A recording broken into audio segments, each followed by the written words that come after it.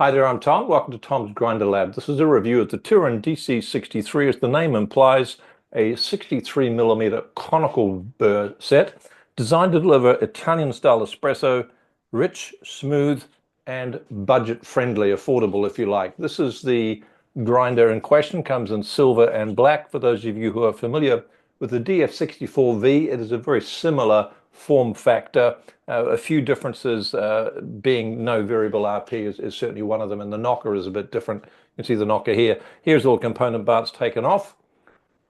Let's have a look at our agenda for today. The summary up front as usual, specs and key features. In the grinder lab, we'll look at workflow and retention. What I don't particularly like about this grinder, a couple of little niggly things. What I like the most and who I think this will be best for. It certainly has a sweet spot in the market for anyone who is interested in that rich, creamy, full-bodied style espresso. That's really what it's offering. So summary, we're going to have a look at this for a range of espresso, light espresso, medium dark, milk espresso, filter workflow, and value. So up front, conclusion, this is not a burr set which is designed for light roasts.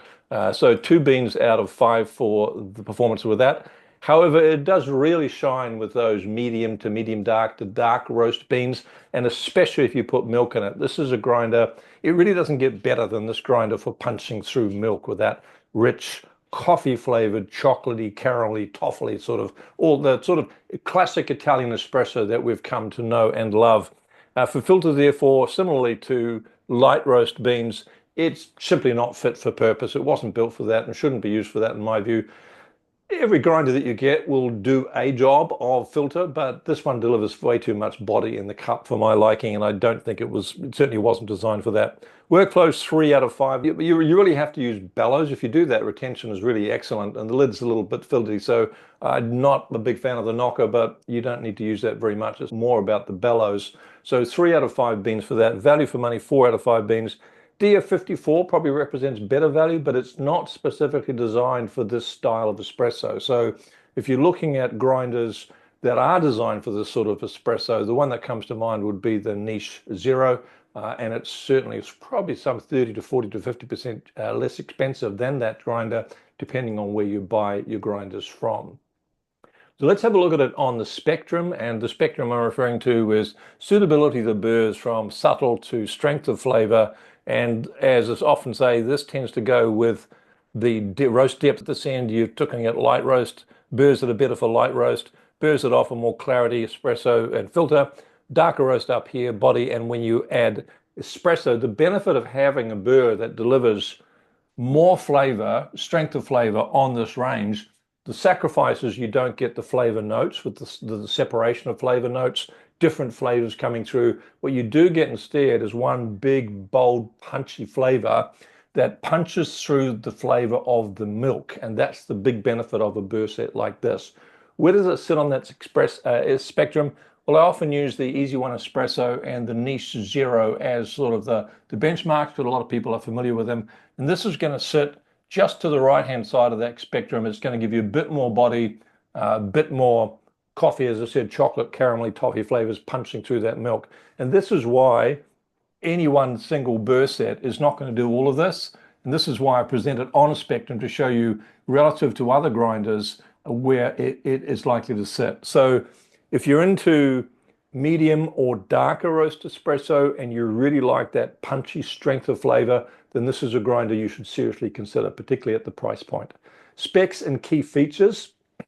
Let's drill down a little bit. Quality components. It is a good bang for bucks grinder. It's not a Lagom or a Weber or a ZP1 or a Zerno type quality, but it is good quality, and it's certainly good enough for home use. And the Turin grinders have proved to be remarkably durable, so they should last you quite a few years.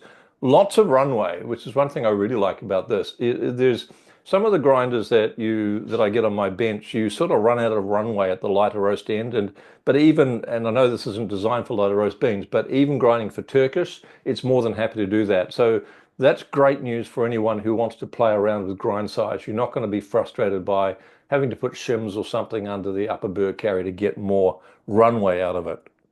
Espresso orientated 63mm conical burrs, stepless dial. The motor's 190 watts, which will handle to roast the beans that it was designed to grind, which are the medium to darker roasted beans, quite happily. Auto shut off after 10 seconds. So when the grinder finishes grinding and it senses that there is no resistance on the motor anymore, then it waits 10 seconds and shuts off. One of those features you think is just a kind of a throwaway feature that you're never going to use, but after a while you get used to it, and it's quite a valuable feature.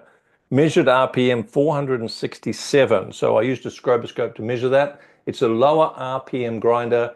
It fits into that sort of sweet spot for RPMs for these conical burr grinders where you're wanting to get some medium to darker roast out of it. Grinders like the Niche Zero and the Niche Duo around the 330 to 370 RPM mark, for example. The Rebur is around about the 300 to 420 RPM, depending on the hertz you're operating it in, whether it's 60 or 50 hertz, and that'll depend on your location in the world. So I think full marks to the engineers at Turin who have figured out that that is the sweet spot for the conicals. World-leading anti-static. The anti-static on this thing is amazing. It's simply extraordinary, best I've ever seen. So if you don't like spray grounds, you're going to love this. 5.3 kilograms, not super heavy, 25-gram hopper, which is plenty enough for single dosing. As is the case in all Turin grinders, it comes exceptionally well packaged, so even if our friends, the freight forwarders, drop it a few times, it's not going to be a problem. Let's have a look in the grinder lab. As usual, shout out to monastery.coffee for supplying a kilo of beans this month. And here we have it. This is 2 times normal speed for the grinding, just to speed things up a little bit. That's what I mean by the lid. It's just a little bit fiddly with the bellows there. And you do need the bellows. So grinding, relatively fast grinding. The conical burrs do tend to grind a bit faster. There's a 21-second grind time. And then puck prep, pretty simple. It's a 58 mil. It's designed to fit, the dosing cup's designed to fit inside a 58 mil basket. Just giving it a bit of a WDT with a Swarks puck rate. So this is my routine. I find that this routine of doing the puck rake first, just scraping off a little bit of excess grounds from the top of the basket there, and then I'm using the auto comb. Puck rake gives me thoroughness, the auto comb gives me consistency, and then a solid tamp with the Pasado Anthony Douglas calibrated tamper. A little bit of paper filter on the top there, and then whoops, let's go to underneath and have a look at the pour. Now I wanted to show you the pour on this one because I'm using a medium roast bean here, and when you see this starting to pour, I think you'll agree it's the sort of classic Italian espresso you want to see coming out the bottom of the basket. A little bit gooey, thick, viscous if you like. And this is a bottomless basket, so remember it's always going to pour a little bit differently to, sorry, it's a high extraction basket, so it's going to pour a little bit differently to a normal naked basket. I'm probably going to let the shot run a bit long, but it's absolutely delicious espresso for that medium and darker bean. For those of you who like that, as I said, I do think you're going to love it. Next one here, I'm going to show you in double normal speed, the calibration process. It's a little bit finicky, but you know, nothing major. You just use an Allen key to loosen the calibration dial. There's a little red dot that sits just on the inside of that dial indicator ring.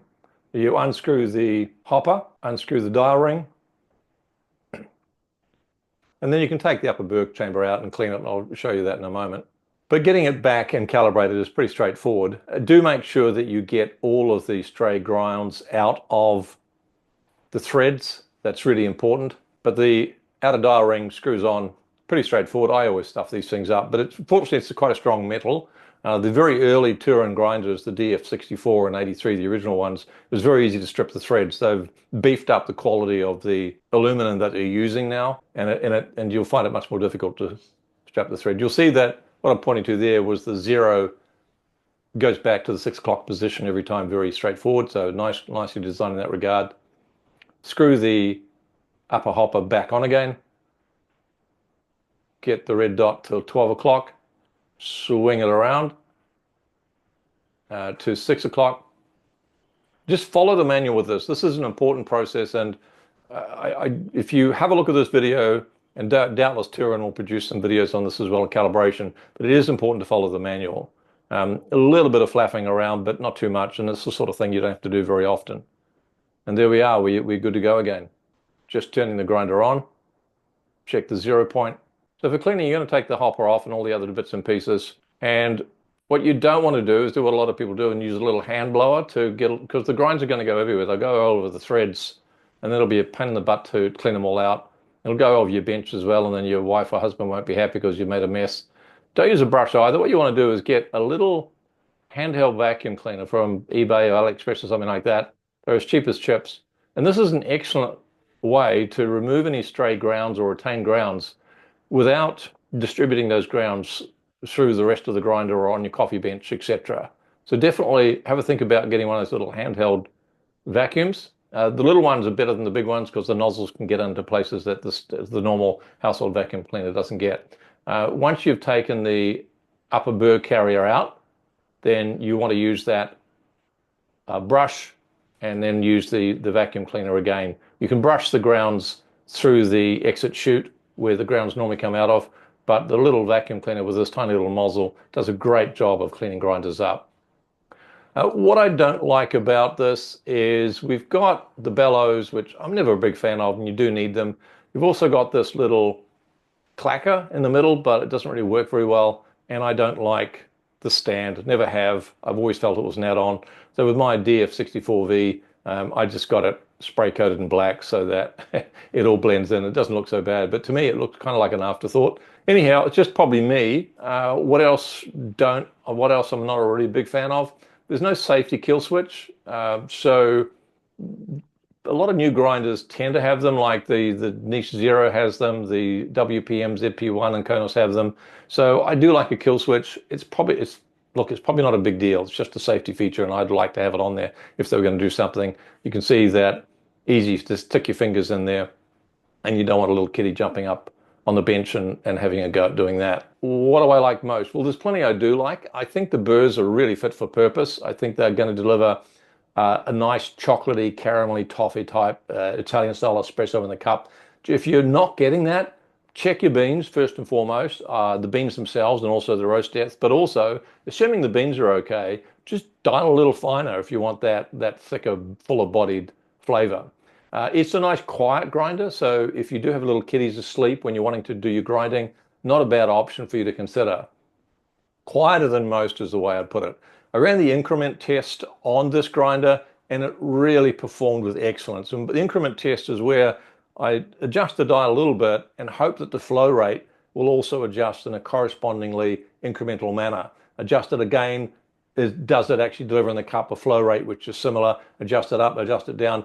Do those adjustments, and am I getting a predictable change in the flow rate of the coffee at the bottom of the basket? And this grinder really delivers on that. Similar to the DF64 Gen 2, they're quite exceptional for that. Perhaps because it's a slightly smaller burr than some of them. I don't know, it's not that much smaller. I just think the engineers have done a great job with the design. Now, I do like the little touches on this grinder there. For example, there's a little silicon gasket around here, which just makes the upper burr carrier fit in just that much easier into the chamber. So those sort of touches are thoughtful from the engineers, and I think it's indicative of the thought and care that goes into the grinder generally. By comparison with one of its competitors, which would be the WPN Konos, it's a narrower form factor, so that's a plus. The Konos is definitely, in my view, a superior grinder. Not just because it's got larger burr sets, but the build quality and the design, the functionality. It's a step up, but that's not to take anything away from the DC63. A nice clear dial indicator. One of the bugbears for me is the fact that sometimes the dial's numbers on the dial are not actually clear. Maybe it's sort of a dark gray on a white or something like that, or it's a gray on a black. But these are nice and clear. It's white on a black background. I also like the fact that the increments are 1 digit. Some of them have 2 digits for each mark, but you get one mark, one number on these, which I think makes it a bit easier. It's static free is just crazy good. And this is what is behind the chute after 2 kilos of seasoning beans. And this is pretty amazing. This is 2 kilos, but using the bellows. Okay, so it's just nuts. You see a bit of static, a few bits of stray grounds down there, But this is 2 kilos of seasoning beans, and it's pretty unlikely you're going to be doing that. So yeah, this is the end result after all that seasoning. It's just crazy good with the ionizers, how they've got them working there. And normally what happens with the ionizers is you punch a lot of beans through and they don't cope that well, so you get all the static build up. But if you're prepared to use the bellows, this is as good as it gets in terms of both retention and being static free.